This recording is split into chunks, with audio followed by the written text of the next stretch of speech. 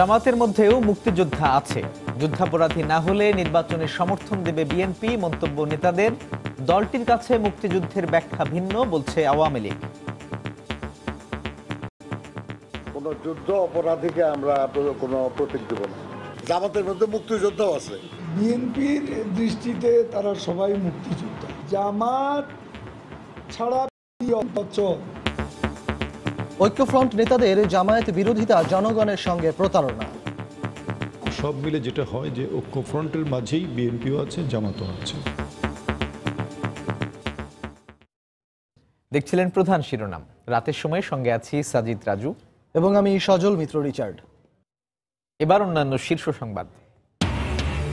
2 বছরের বেশি সাজা হলে নির্বাচনে অংশ নিতে পারবেন না। হাইকোর্টের এমন রায়ের দুদিন পরই বিপরীত রায় আরেক বেঞ্চের। আপিলের সিদ্ধান্ত অ্যাটর্নি জেনারেলের। প্রার্থীকে প্রার্থী হিসেবে বিবেচনা করতে হবে, দল হিসেবে নয়, বললেন সিইসি। সারা দেশে আওয়ামী লীগের 281 এবং বিএনপির 696টি মনোনয়নপত্র দাখিল। নির্বাচনের আগে বিভ্রান্তি ছড়াতেই নকল নিউজ সাইট তৈরি করে বানোয়াট সংবাদ প্রচার, জড়িত শিবির কর্মীরা। ব্রিফিংয়ে র্যাব। রাজধানী থেকে 2 জন গ্রেফতার। এবং সম্পদের তথ্য গোপনের মামলায় সাদেক হোসেন খোকার ছেলে বিএনপি প্রার্থী ইশরাক হোসেন ও মেয়ে সারিকাকে 4 সপ্তাহের মধ্যে আত্মসমর্পণের নির্দেশ হাইকোর্টের।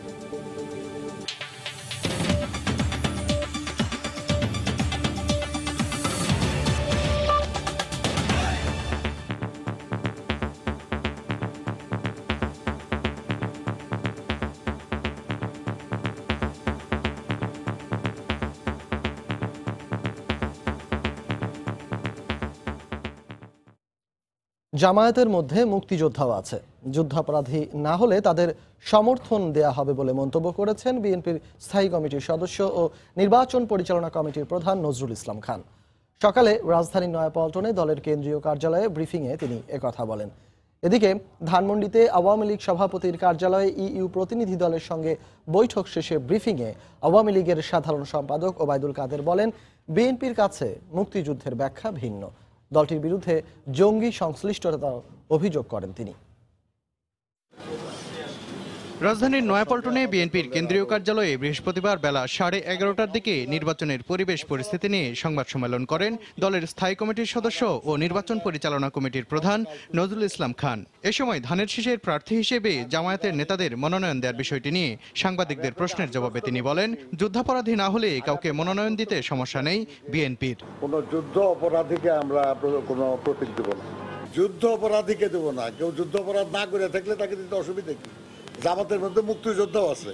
বিএনপি 20 দলীয় জোট এবং জাতীয় ঐক্যফ্রন্ট নির্বাচনে যাওয়ার সিদ্ধান্ত ঘোষণার পর থেকেই সরকারের মাথা খারাপ হয়ে গেছে। নির্বাচনী খেলা যেতে আর কি হবে, সেটাতে একের পর এক ফাউল করতেছে তারা। এদিকে দুপুর 12টার দিকে ধানমন্ডিতে আওয়ামী লীগ সভাপতির রাজনৈতিক কার্যালয়ে সংবাদ সম্মেলন করেন দলের সাধারণ সম্পাদক ওবায়দুল কাদের। তিনি বলেন, জামায়াত ছাড়া বিএনপি অচল, তারা সমানভাবেই সন্ত্রাসী কর্মকাণ্ডে জড়িত বলেও অভিযোগ করেন তিনি। বিএনপির দৃষ্টিতে তারা সবাই মুক্তিযোদ্ধা।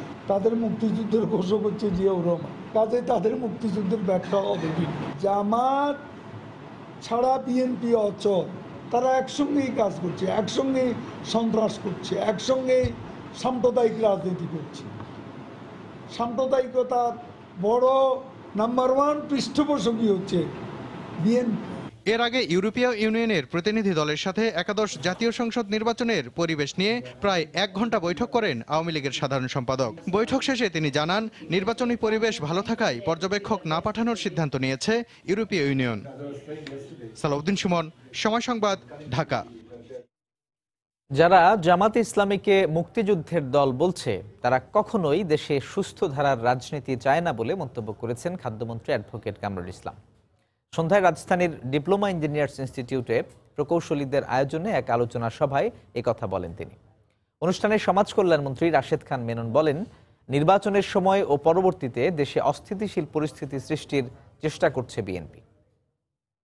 যারা সার্টিফিকেট দেয় জামাত মুক্তিযোদ্ধাদের দল, জামাতে মুক্তিযোদ্ধা আছে, এরা বাংলাদেশের সুস্থ রাজনীতির অন্তরায়। জামাতে মুক্তিযোদ্ধা আছে এই কথা বলে মুক্তিযুদ্ধকে তারা অপমান করছেন। মুক্তিযুদ্ধের অর্জনগুলোকে তারা নস্যাৎ করতে চায়, তারা ধূলিসাৎ করতে চায়। তাদের সাথে গাঁটছড়া বেঁধেছে কে? কামাল হোসেন, আসম আব্দুর রব সাহেবরা। কাজেই আমাদেরকে স্বতন্ত্র থাকতে হবে। এইবারে নির্বাচনের লড়াই মুক্তিযুদ্ধের পক্ষের শক্তির বিপক্ষের শক্তির লড়াই। কাজেই আমাদের সজাগ থাকতে হবে, অত্যন্ত প্রহরীর মতো সজাগ থাকতে হবে। এই অপশক্তি কোনো সময় দেশের মঙ্গল চায় না। মানুষের বিবেকের ভোটে আমরা জয়লাভ করব, ব্যালটের বিপ্লবে আমাদের পক্ষে আসবে। বিএনপি নির্বাচন নয়, বরঞ্চ নির্বাচন নিয়ে খেলা করে তারা নির্বাচনের পরবর্তীকালে এসে অথবা নির্বাচনকালীন সময়ে এসে সরকার পতনের আন্দোলন ঘটানোর জন্য যে কোনো জায়গায় সচেষ্ট তারা হবেন এবং নির্বাচন সম্পর্কে জনমনে আস্থা তৈরি করার তাদের এজেন্ডার মধ্যে তারা রেখেছেন। জামায়াতের ভেতর মুক্তিযোদ্ধারাও আছে। বিএনপি নেতাদের এমন বক্তব্য জাতির চোখে ধুলো দেয়া বলে মন্তব্য করেছেন রাজনৈতিক বিশ্লেষকরা। তারা মনে করেন জামায়াত থাকলে জোট করবেন না বলে জাতীয় ঐক্যফ্রন্টের নেতারা যে ঘোষণা দিয়েছিলেন তা জনগণের সঙ্গে প্রতারণা ছাড়া কিছুই নয়। বিশ্লেষকরা বলছেন ঐক্যফ্রন্টের মুক্তিযুদ্ধের সপক্ষের নেতারা জামায়াতের মতো বিএনপির ধানের শীষ প্রতীকে নির্বাচনের ঘোষণা দিয়ে নিজেদের আদর্শ থেকে সরে এসেছেন। সরকার বিরোধী অবস্থান নিয়ে বিএনপির সঙ্গে ঐক্য গড়তে ডক্টর কামাল হোসেন সহ অন্যান্য রাজনৈতিক দলের নেতাদের শর্ত ছিল ২০ দলীয় জোটের শরিক যুদ্ধাপরাধের দায়ে অভিযুক্ত জামাতকে ঐক্য থেকে দূরে রাখতে হবে। জামাতের সঙ্গে কোনো সম্পর্ক নাই, এটা একদম ক্লিয়ার করে দেওয়া হচ্ছে প্রথম থেকেই। অন্যদিকে নানা নাটকীয়তায় জোট গঠন হওয়ার ১.৫ মাস পর ঐক্যফ্রন্টের শরিক দল বিএনপি হঠাৎ করেই বৃহস্পতিবার জোটের কাছে জামায়াতের দলীয় অবস্থান পরিষ্কার করতে দাবি করেন তাদের দলেও মুক্তিযোদ্ধা রয়েছে, জামাতের মধ্যে মুক্তিযোদ্ধাও আছে। এমন বক্তব্যের পর রাজনৈতিক বিশ্লেষকরা মনে করেন বিএনপি ও এর শরিক জাতীয় ঐক্যফ্রন্ট তাদের নিজেদের স্বার্থ নির্বাচনী বৈতরণী পার হতেই যুদ্ধাপরাধী দল হিসেবে প্রতিষ্ঠিত জামায়াতকে স্বীকৃতি দিতেই তাদের এই অবস্থান। জামাতের মধ্যে মুক্তিযোদ্ধা আছেন, এটা একটা অভিনব তথ্য। বিএনপি ক্ষমতায় যাওয়ার স্বার্থ হিসেবেই জামাতকে সাথে রেখেছে সবসময়। তাহলে জামাতকে নমিনেশনটা কিভাবে বিএনপি দিবে, এবং সেই নমিনেশনটা দেওয়ার পরে তো সেটাকে একটু জাস্টিফাই করতে হবে। তো সেই জাস্টিফিকেশনের শর্ত হিসেবেই আমার ধারণা যে জনগণের চোখে ধুলা দেওয়ার জন্য এই ধরনের কথাবার্তা বলা হচ্ছে। তারা যে জামাত বিরোধিতার কথা বলেছিলেন সেগুলোকে এখন শেলফে তুলে রেখেছেন। নির্বাচনী বৈতরণী পার হওয়াটাই গুরুত্বপূর্ণ। অন্যদিকে ঢাকা বিশ্ববিদ্যালয়ের সাবেক উপাচার্য বলছেন জাতীয় ঐক্যফ্রন্টের নেতাদের কথা ও কাজের মধ্যে কোনো মিল না থাকায় নিজেদের আদর্শের জায়গায় বিচ্যুতি ঘটেছে, যা জনগণকে বিভ্রান্ত করছে। ঐক্যফ্রন্ট যখন গঠিত হয় তখন বলা হয়েছে যে এটা নির্বাচনী জোট, এখানে বিএনপির সাথে তারা আছে, জামাতের সাথে তারা নাই, এভাবে নানা কথা বলে আমার মনে হয় জাতিকে এক ধরনের একটা প্রতারণার মধ্যে ফেলে দেওয়া হয়েছে, একটা বিভ্রান্তি সৃষ্টি করা হয়েছে। বিএনপি জামাত একই পরিবার, সেই একই পরিবারের সদস্য হিসেবে তারা তো এখন জামাতের প্রতিনিধিরা তারা ধানের শীষ বিএনপির প্রতীক নিয়ে নির্বাচনে অংশগ্রহণের জন্য এগিয়ে যাচ্ছে। আদর্শচ্যুতি ঘটে তখন যা কিছু হওয়ার সেটাই আমরা লক্ষ্য করছি। এ অবস্থায় দ্বিধাগ্রস্ত না হয়ে স্বাধীনতার সপক্ষের শক্তি ও উন্নয়নের ধারা অব্যাহত রাখতে আগামী নির্বাচনে জনগণকেই তার অবস্থান নিতে হবে বলেও মনে করেন এ বিশেষজ্ঞরা। আহমেদ সালেহীন, সময় সংবাদ, ঢাকা। কোনো প্রার্থীকে দলীয় বিবেচনায় না নিয়ে শুধু প্রার্থী হিসেবে বিবেচনা করতে সরকারি কর্মকর্তাদের নির্দেশ দিয়েছেন প্রধান নির্বাচন কমিশনার কে.এম. নুরুল হুদা। সকালে নির্বাচন কমিশন সচিবালয়ে অডিটোরিয়ামে 10 দিন ব্যাপী প্রশিক্ষণ কর্মশালার উদ্বোধনী অনুষ্ঠানে একথা বলেন তিনি। নিরপেক্ষভাবে কাজ করতে কর্মকর্তাদের নির্দেশনা দেন সিইসি। নির্বাচনের মাঠে যেসব সরকারি কর্মকর্তা নিয়োজিত থাকবেন তাদের প্রশিক্ষণের আয়োজনে নির্বাচন কমিশন 10 দিন ব্যাপী এই কর্মসূচিতে বৃহস্পতিবার অংশ নেন 8 জেলার 400 কর্মকর্তা। এতে প্রধান অতিথির বক্তব্যে প্রধান নির্বাচন কমিশনার বলেন, দলমত নির্বিশেষে সবার জন্য সমান সুযোগ রেখে কাজ করতে হবে নিরপেক্ষভাবে। প্রত্যেকটা প্রার্থীর অভিযোগ সম্পূর্ণভাবে নিরপেক্ষ দৃষ্টিভঙ্গিতে সকলের প্রতি সমান সুযোগ সুবিধা প্রদান করে নির্বাচন পরিচালনা করবেন। দলের পরিচয় নেই, তার ব্যক্তির পরিচয় নেই, তার পরিচয় হলো প্রার্থী। সিসি বলেন, মনোনয়নপত্র দাখিলের উৎসব প্রমাণ করেছে নির্বাচনী ব্যবস্থাপনায় আস্থা তৈরি হয়েছে সবার। এই আস্থা কোনোভাবেই যাতে নষ্ট না হয় সেদিকে সতর্ক থাকতেও সরকারি কর্মকর্তাদের নির্দেশ দেন তিনি। বলেন, যার যার দায়িত্ব সঠিকভাবে পালন করলে সুষ্ঠু নির্বাচন অনুষ্ঠানে আর কোনো সন্দেহ নেই। আশা করেছিলাম যে একটা প্রতিদ্বন্দ্বিতাপূর্ণ নির্বাচন হবে, আশা করেছিলাম একটা প্রতিযোগিতামূলক নির্বাচন হবে, সেই প্রত্যাশা পূরণ হয়েছে। আমরা আশা করেছিলাম একটু অংশগ্রহণমূলক নির্বাচন হবে, সে অংশগ্রহণমূলক নির্বাচনের পরিবেশ সৃষ্টি হয়েছে। বিশ্বাস করার সুযোগ সময় এসেছে যে এদেশের যারা রাজনীতি করেন, যারা নির্বাচনে অংশগ্রহণ করবেন, তারা নির্বাচনের আইন আচরণ বিধি মেনে এবং যারা নির্বাচনের দায়িত্ব পালন করবেন মাঠে, তাদের কারণে যেন তাদের আশা এবং তাদের প্রত্যাশাটা কখনো ব্যাহত না হয়। নির্বাচনকে কেন্দ্র করে এখন পর্যন্ত ৩৫০০ কর্মকর্তাকে প্রশিক্ষণ দেওয়া হয়েছে জানিয়ে সিইসি বলেন, এই কার্যক্রম সম্পন্ন করা হবে আগামী সপ্তাহের মধ্যেই। বেলায়েত হোসাইন, সময় সংবাদ, ঢাকা। দলভিত্তিক মনোনয়নপত্র দাখিলের চূড়ান্ত হিসেব প্রকাশ করেছে নির্বাচন কমিশন। এতে দেখা যায় সারা দেশে আওয়ামী লীগের পক্ষে মনোনয়নপত্র জমা পড়েছে 281টি, অন্যদিকে বিএনপির পক্ষে জমা পড়েছে 696টি। এছাড়া জাতীয় পার্টির মনোনয়নপত্র জমা পড়েছে 233টি।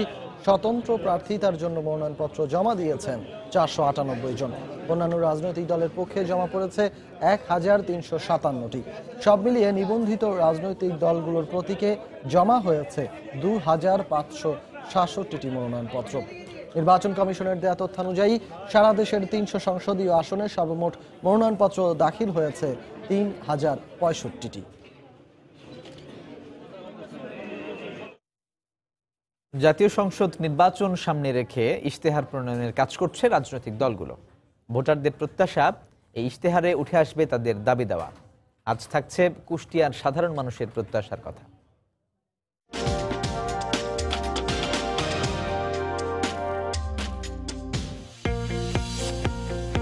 কুষ্টিয়া জেলার ভোটের লড়াইয়ে গুরুত্ব পাবে বিসিক শিল্পনগরী সম্প্রসারণ ও শিল্পাঞ্চল প্রতিষ্ঠার প্রতিশ্রুতি। চর এলাকার জীবনমান উন্নয়ন, দৌলতপুর স্থলবন্দর ও গড়াই নদীর উপর সংযোগ সেতু নির্মাণ ও প্রত্যাশা সাধারণ মানুষের। শিক্ষা ও স্বাস্থ্য খাতের উন্নয়ন অঙ্গীকারও গুরুত্ব পাবে ভোটের মাঠে। রাতের সময় আরো থাকছে মাঠ যাচাইয়ে কয়েকটি আসনে একাধিক প্রার্থী দিয়েছে আওয়ামী লীগ। বৈধতা অনিশ্চিত হওয়ায় বেশিরভাগ আসনে একাধিক প্রার্থী বিএনপির।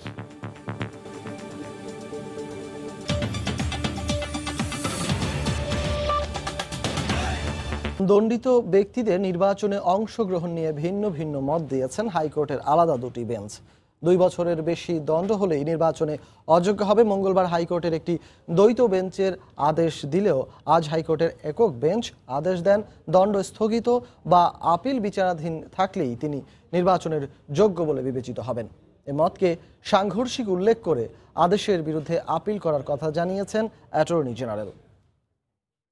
সংবিধানের ৬৬ অনুচ্ছেদের ২-এর ঘ মতে নৈতিক স্খলনের মতো ফৌজদারি অপরাধে 2 বছরের বেশি দণ্ড হলেই তিনি নির্বাচনের অযোগ্য হবেন। এমনকি খালাসের পরও তাকে নির্বাচনের জন্য অপেক্ষা করতে হবে আরও 5 বছর। সংবিধানের এই বিধান সামনে রেখে 2 বছরের বেশি দণ্ডপ্রাপ্তরা নির্বাচনের অযোগ্য বলে মঙ্গলবার আদেশ দিয়েছিলেন উচ্চ আদালতের একটি দ্বৈত বেঞ্চ।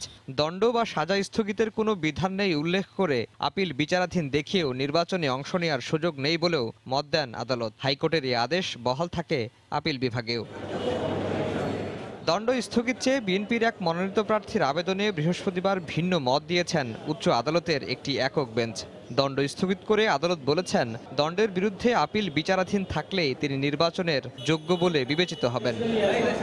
এই আদেশকে সাংঘর্ষিক উল্লেখ করে অ্যাটর্নি জেনারেল বলছেন, আপিল বিভাগে যাবেন তারা। যে কোনো দণ্ডপ্রাপ্ত ব্যক্তি তিনি যদি আপিল দায়ের করেন আর সে আপিল যদি পেন্ডিং থাকে, তখন তার সাজাটা অনারেবল হাইকোর্ট ডিভিশন যদি সাসপেন্ড করে, তাহলে তিনি আর্টিকেল 66 সাব আর্টিকেল 2D অনুযায়ী তিনি নির্বাচন করার অযোগ্য হবেন না। ডিভিশন বেঞ্চের বিপরীত ধর্মী আদেশ হলো এটা। এই আদেশের বিরুদ্ধে নিশ্চয়ই আমরা আপিল বিভাগ করব। এই অর্ডার দিয়ে যদি কেউ নির্বাচনে অংশগ্রহণ করতেও চায়, কিন্তু আপিল বিভাগ যদি এটাকে সেটিসাইড করে, তখন তার সে অধিকার থাকবে না। ফলে সাংঘর্ষিক এই অবস্থার সুরাহার জন্য আপিল বিভাগের দিকে তাকিয়ে আছেন আইনজীবীরা। একজন বিচারক। আফজাল হোসেন, সময় সংবাদ, ঢাকা। একাদশ জাতীয় সংসদ নির্বাচনে আওয়ামী লীগ থেকে এ পর্যন্ত 231 জন প্রার্থীকে মনোনয়ন দেওয়া হয়েছে। এর মধ্যে অনেক হেভিওয়েট প্রার্থী বাদ পড়েছেন। দলে জায়গা করে নিয়েছেন 45 নতুন মুখ। কয়েকটি আসনে রাখা হয়েছে একাধিক প্রার্থী। সবশেষ প্রার্থীর পক্ষে মাঠ যাচাই করতেই এমনটি করেছেন বলে দাবি সাধারণ সম্পাদকের। দলের গুরুত্বপূর্ণ প্রার্থীরা এবার কে কোথায় নির্বাচন করছেন তা থাকছে ওবায়দুল্লাহ মামুনের প্রতিবেদনে। একাদশ জাতীয় সংসদ নির্বাচন অনুষ্ঠানে চলতি মাসের 9 তারিখ দলীয় মনোনয়ন ফরম বিক্রি শুরু করে ক্ষমতাসীন দল আওয়ামী লীগ। 4 দিনে মোট 4023টি মনোনয়ন ফরম বিক্রি করে দলটি। যাচাই বাছাই শেষে গত রোববার দলের প্রার্থী তালিকা চূড়ান্ত করে আওয়ামী লীগ। দলীয় সভানেত্রী ও প্রধানমন্ত্রী শেখ হাসিনা নির্বাচন করবেন গোপালগঞ্জ 3 ও রংপুর 6 আসন থেকে। আর দলের সাধারণ সম্পাদক ওবায়দুল কাদের নোয়াখালী 5 আসন থেকে নির্বাচন করবেন। আওয়ামী লীগের 4 যুগ্ম সাধারণ সম্পাদকের মধ্যে মাহবুবুল আলম হানিফ নির্বাচন করবেন কুষ্টিয়া 3, ডাক্তার দীপুমণি লড়বেন চাঁদপুর 3 থেকে। বাকি 2 জন এবার মনোনয়ন পাননি। দলের 8 সাংগঠনিক সম্পাদকের মধ্যে খালিদ মাহমুদ চৌধুরী দিনাজপুর 2, চট্টগ্রাম 9 আসন থেকে লড়বেন মহিবুল হাসান চৌধুরী নওফেল, শরীয়তপুর 2 আসন থেকে লড়বেন এনামুল হক শামীম। বাদ পড়েছেন সাংগঠনিক সম্পাদক BM মোজাম্মেল হক, বাহাউদ্দিন নাসিম। আওয়ামী লীগের সভাপতি মণ্ডলীর অন্যতম সদস্য মোহাম্মদ নাসিম সিরাজগঞ্জ 1, কাজী জাফরুল্লাহ ফরিদপুর 4, গোপালগঞ্জ 1 থেকে ফারুক খান নির্বাচন করবেন। শেরপুর 2 থেকে লড়ছেন মতিয়া চৌধুরী। প্রথমে নাম ঘোষণা না করলেও পরে জানা যায় ফরিদপুর 2 আসন থেকে লড়ছেন সাজেদা চৌধুরী। উপদেষ্টা মণ্ডলীর মধ্যে তোফায়েল আহমেদ নির্বাচন করছেন ভোলা 1 থেকে। আমির হোসেন আমু ঝালকাঠি 2 আর গোপালগঞ্জ 2 আসন থেকে নির্বাচন করছেন শেখ সেলিম। ঢাকা 2 আসন থেকে লড়বেন অ্যাডভোকেট কামরুল ইসলাম। এছাড়া সাবেক সাধারণ সম্পাদক সৈয়দ আশরাফুল ইসলাম নির্বাচন করবেন কিশোরগঞ্জ 1 থেকে। তবে এই আসনটিতে 2 জনের নাম রয়েছে। আর নতুন মুখ ও আলোচিত প্রার্থীদের মধ্যে রয়েছে মাদারীপুর 3 আসন থেকে দলের দপ্তর সম্পাদক ও প্রধানমন্ত্রীর বিশেষ সহকারী ডক্টর আব্দুস সোবহান গোলাপ, মাগুরা 1 আসন থেকে প্রধানমন্ত্রীর APS সাইফুজ্জামান শিখর, বাগেরহাট 2 আসনে লড়ছেন শেখ হেলালের ছেলে শেখ সারহান নাসের তন্ময়। এছাড়া ক্রিকেট তারকা মাশরাফি নড়াইল 2 ও দলের সাবেক সাধারণ সম্পাদক আব্দুল জলিলের ছেলে নিজামুদ্দিন জলিলও রয়েছেন এ তালিকায়। ওবায়দুল্লাহ মামুন, সময় সংবাদ, ঢাকা। নির্বাচনে বেগম খালেদা জিয়ার অংশগ্রহণ অনিশ্চিত হয়ে পড়লেও দলীয় মনোনয়ন জমা দিয়ে ভোটের লড়াইয়ে নামলেন বিএনপির হেভিওয়েট প্রার্থীরা। বেশিরভাগ আসনে একাধিক প্রার্থী মনোনয়ন দেয়ায় দলে ক্ষোভ দৃশ্যমান না হলেও কয়েকজন প্রভাবশালী নেতার মনোনয়ন জমা না দেয়া নিয়ে রাজনৈতিক অঙ্গনে চলছে গুঞ্জন। বিস্তারিত জানাচ্ছেন সালাউদ্দিন সুমন। কয়েকদিনের অবিরাম কর্মযজ্ঞে মনোনয়ন প্রক্রিয়া সম্পন্ন করে বিএনপি। দলীয় প্রত্যয়ন নিয়ে বুধবার মনোনয়নপত্র দাখিল করে এখন নির্বাচনের মাঠে সরব সারা দেশের ধানের শীষের প্রার্থীরা। তবে আদালতের একটি রায়ের পর দুর্নীতির মামলায় কারাবন্দী বেগম খালেদা জিয়ার নির্বাচনে অংশ নেয়ার বিষয়টি এখন অনিশ্চিত। সঙ্গত কারণে বগুড়া 6 ও 7 এবং ফেনী 1 আসনে বেগম জিয়াকে মনোনয়ন দেয়া হলেও 3 আসনেই বিকল্প প্রার্থী দিয়েছে বিএনপি। দলের মহাসচিব মির্জা ফখরুল ইসলাম আলমগীর ঠাকুরগাঁও 1 আসনে মনোনয়ন নিলেও পরবর্তীতে বেগম জিয়ার বিকল্প হিসেবে বগুড়ার 2টি আসনে তার পক্ষে মনোনয়নপত্র জমা দেওয়া হয়। ফেনী 1 আসনেও রয়েছে বিকল্প প্রার্থী। দলের হেভিওয়েট অন্য প্রার্থীরা নিজ নিজ নির্বাচনী আসনের মনোনয়নপত্র জমা দিয়েছেন। সাবেক মন্ত্রী ও দলের স্থায়ী কমিটির সদস্য ডক্টর খন্দকার মোশাররফ হোসেন এবারও লড়বেন কুমিল্লা 2 আসন থেকে। আর নোয়াখালী 5 আসনে ব্যারিস্টার মওদুদ আহমেদ লড়বেন আওয়ামী লীগের সাধারণ সম্পাদক ওবায়দুল কাদেরের সঙ্গে। দলের স্থায়ী কমিটির অপর সদস্য ডক্টর আব্দুল মঈন খান নরসিংদী 2 আসনে, মির্জা আব্বাস ঢাকা 8 আসনে, আমির খসরু মাহমুদ চৌধুরী চট্টগ্রাম 11 আসনে, কয়েশ্বর চন্দ্র রায় ঢাকা 3 আসনে, দলীয় চেয়ারপারসনের উপদেষ্টা আমানুল্লাহ আমান ঢাকা 2 আসনে এবং সাদেক হোসেন খোকার ছেলে ইশরাক হোসেন মনোনয়ন জমা দিয়েছেন ঢাকা 6 আসনে। এছাড়া মেজর অবসরপ্রাপ্ত হাফিজউদ্দিন আহমেদ ভোলা 3 আসনে ও খন্দকার মাহবুব হোসেন বরগুনা 2 আসনে নির্বাচন করছেন। এদিকে দলীয় মনোনয়নপত্র নিয়েও শেষমেশ জমা দেননি দলের ভাইস চেয়ারম্যান আব্দুল আল মিন্টু, যুগ্ম মহাসচিব সৈয়দ মোয়াজ্জেম হোসেন আলাল ও হাবিবুন নবী খান সোহেল। পছন্দমতো আসন না পাওয়ায় তারা মনোনয়নপত্র জমা দেননি বলে খবর ছড়িয়ে পড়ে। তবে মোয়াজ্জেম হোসেন আলাল জানান, বেগম জিয়াকে জেলে রেখে নির্বাচনে প্রার্থী হতে চান না তিনি।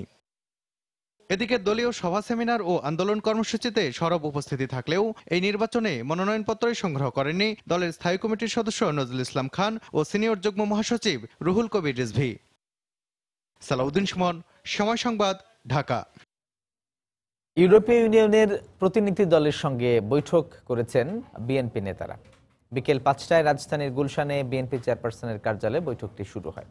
বৈঠকে ইউরোপীয় ইউনিয়নের প্রতিনিধি দলের নেতৃত্ব দেন বাংলাদেশে নিযুক্ত ইইউ রাষ্ট্রদূত রেনজি তেরিং। এতে বিএনপি মহাসচিব মির্জা ফখরুল ইসলাম আলমগীর সহ উপস্থিত ছিলেন দলের নির্বাচন পরিচালনা কমিটির প্রধান নজরুল ইসলাম খান, স্থায়ী কমিটির সদস্য ডক্টর আব্দুল মঈন খান সহ বেশ কয়েকজন কেন্দ্রীয় নেতা। আগামী জাতীয় সংসদ নির্বাচনে ইউরোপীয় ইউনিয়ন প্রতিনিধি না পাঠানোর যে সিদ্ধান্ত নিয়েছে সে বিষয়ে আলোচনা হয়েছে বলে জানা যায়। তবে বৈঠকের বিষয়ে বিএনপির পক্ষ থেকে আনুষ্ঠানিকভাবে কিছু জানানো হয়নি।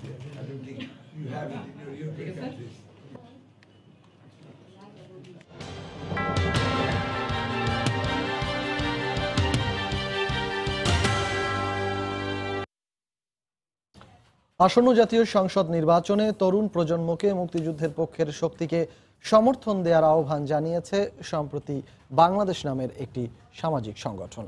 দুপুরে রাজধানীর সিরজাপ মিলনায়তনে এই সংগঠনের আয়োজনে আসন্ন নির্বাচন নতুন প্রজন্মের ভাবনা শীর্ষক এক গোল টেবিল আলোচনা সভায় বক্তারা এ আহ্বান জানান। আলোচনায় অংশ নেন দেশের অভিনেতা, সাংবাদিক সহ বিভিন্ন সামাজিক সংগঠনের শীর্ষ নেতারা। এ সময় তরুণরাও আসন্ন নির্বাচন নিয়ে তাদের প্রত্যাশার কথা তুলে ধরেন।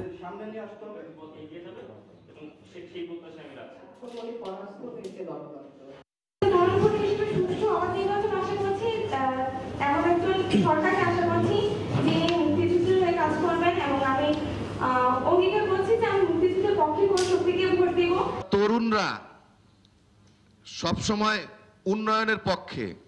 আমরা চাই একটি আগামী সুন্দর বাংলাদেশ, যেখানে আমরা উন্নত জীবনযাপন করব, আমাদের আগামী প্রজন্ম সুন্দর জীবনযাপন করবে। অনেক ত্যাগ তিতিক্ষার মাধ্যমে কিন্তু আজকে এই একটা জায়গায় এসেছে এবং দেশকে গুছিয়ে এনেছে। সো এখন আগামী 5 বছর যদি আমরা বিশ্বাস করে নৌকার সহযাত্রী হতে পারি, তবে কিন্তু এই উন্নয়নগুলির রেজাল্ট আমরা দেখতে পাবো। বিভিন্ন সংবাদ মাধ্যমের নকল ওয়েবসাইট বানিয়ে বিভ্রান্তিকর খবর প্রকাশের অভিযোগে রাজধানীর মোহাম্মদপুর এবং গাজীপুরের টঙ্গী থেকে দুজনকে গ্রেপ্তার করেছে র্যাব। দুপুরে রাজধানীর কারওয়ান বাজারে র্যাব মিডিয়া সেন্টারে সংবাদ সম্মেলনে জানানো হয়, নির্বাচন সামনে রেখে বিভ্রান্তি ছড়িয়ে রাজনৈতিক অস্থিতিশীলতা সৃষ্টির লক্ষ্যেই কাজ করছিল গ্রেপ্তারকৃতরা। দেশি বিদেশি বিভিন্ন গণমাধ্যমের ওয়েবসাইট নকল করে মিথ্যা ও বানোয়াট খবর প্রকাশের অভিযোগ আসছিল গেল মাসখানেক ধরে। মূলত পত্রিকা কিংবা টেলিভিশনের অনলাইন সংস্করণে প্রকাশিত বিভিন্ন সংবাদকে বিকৃত করে নকল ওয়েবসাইটের মাধ্যমে প্রকাশ করে আসছিল এসব চক্র। র্যাব বলছে, গ্রেফতার আব্দুল্লাহ আল মামুন ও কামাল হোসেন অনলাইনে outsourcing, domain hosting, web design এবং বিভিন্ন প্রতিষ্ঠানের প্রযুক্তিগত সহায়তা দিয়ে থাকে। একসময় তারা শিবিরের রাজনীতির সঙ্গে জড়িত ছিল দাবি করে র্যাব বলছে, অনলাইনে টাকা আয় করা এবং রাজনৈতিক মতাদর্শ থেকে এই কাজ করে আসছিল তারা। মূল উদ্দেশ্যটা রাজনৈতিক, শুধু সরকার বিব্রত হয় যাতে রাষ্ট্রের উপর নাশকতা করা যায়। আমরা এ পর্যন্ত যাদেরকে ধরেছি তারা শিবিরের একটা সম্পৃক্ততা তাদের সাথে পেয়েছি। এদিকে নিজেদের বিভিন্ন আন্তর্জাতিক প্রতিষ্ঠানের কর্মী পরিচয় দিয়ে অনলাইনে সাধারণ মানুষকে প্রতারিত করে টাকা হাতিয়ে নেওয়ার অভিযোগে বসুন্ধরা এলাকা থেকে আফ্রিকার বিভিন্ন দেশের 14 নাগরিককে গ্রেফতার করেছে র্যাবের আরেকটি দল। র্যাব বলছে, গ্রেফতারকৃতরা পর্যটন ভিসায় বাংলাদেশে প্রবেশ করেন। ভিসার মেয়াদ শেষ হয়ে যাওয়ার পর অবৈধভাবে অবস্থান করে এসব প্রতারণা করে আসছিল তারা। জাতিসংঘে খুব বড় চাকরি করে অথবা কোনো বিভিন্ন বড় ব্যবসায়ীর সাথে নিজেদের পরিচয় দেয় ফেসবুকের অ্যাকাউন্টের মাধ্যমে। কিছুদিন পরে তারা জানায় যে তোমাদের জন্য আমরা কিছু ভালো ভালো উপঢৌকন পাঠাচ্ছি। পরবর্তীতে বিভিন্ন ব্যাংক অ্যাকাউন্টের মাধ্যমে টাকা নেয় যে আপনার এই ট্যাক্সের টাকা দিতে হবে, অথবা আপনার মালগুলো অবৈধ, অথবা এগুলোকে আমাদের কিছু অতিরিক্ত টাকার প্রয়োজন, আপনার টাকাগুলো পাঠান।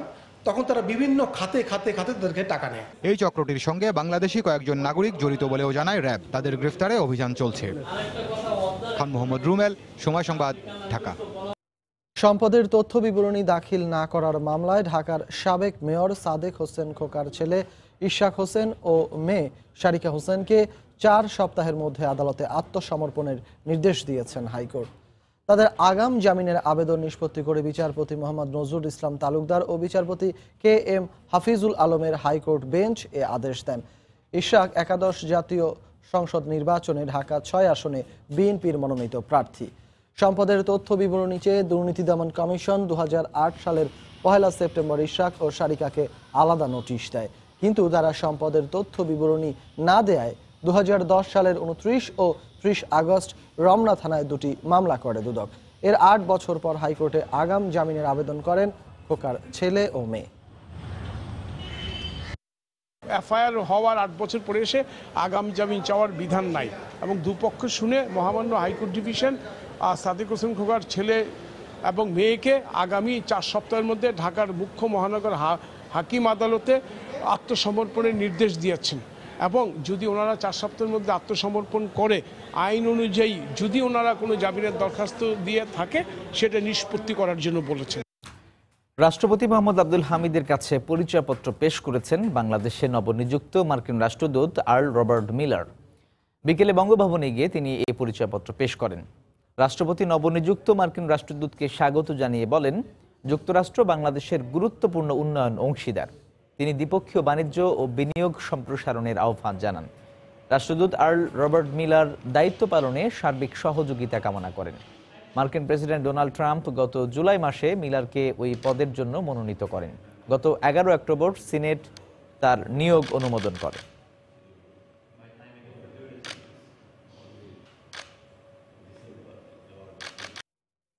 এ পর্যায়ে শীর্ষ সংবাদ জানিয়ে দিচ্ছি আরো একবার। জামায়াতের মধ্যেও মুক্তিযোদ্ধা আছে, যুদ্ধাপরাধী না হলে নির্বাচনে সমর্থন দেবে বিএনপি মন্তব্য নেতাদের। দলটির কাছে মুক্তিযুদ্ধের ব্যাখ্যা ভিন্ন, বলছে আওয়ামী লীগ। 2 বছরের বেশি সাজা হলেই নির্বাচনে অংশ নিতে পারবেন না, হাইকোর্টের এমন রায়ের 2 দিন পরই বিপরীত রায় আরেক বেঞ্চের। আপিলের সিদ্ধান্ত অ্যাটর্নি জেনারেলের। প্রার্থীকে প্রার্থী হিসেবে বিবেচনা করতে হবে, দল হিসেবে নয়, বললেন সিইসি। সারা দেশে আওয়ামী লীগের 281 ও বিএনপির 696টি মনোনয়নপত্র দাখিল। নির্বাচনের আগে বিভ্রান্তি ছড়াতেই নকল নিউজ সাইট তৈরি করে বানোয়াট সংবাদ প্রচার, জড়িত শিবির কর্মীরা। ব্রিফিংয়ে র্যাব, রাজধানী থেকে 2 জন গ্রেপ্তার।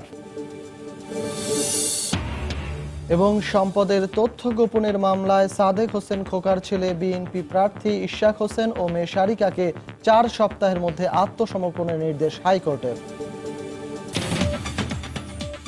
এ ছিল রাতের সময়। আপনার মোবাইলের সময় সংবাদ দেখতে ও সকল খবর পেতে ডাউনলোড করুন সময় অ্যাপ। সঙ্গে থাকুন সময়ে।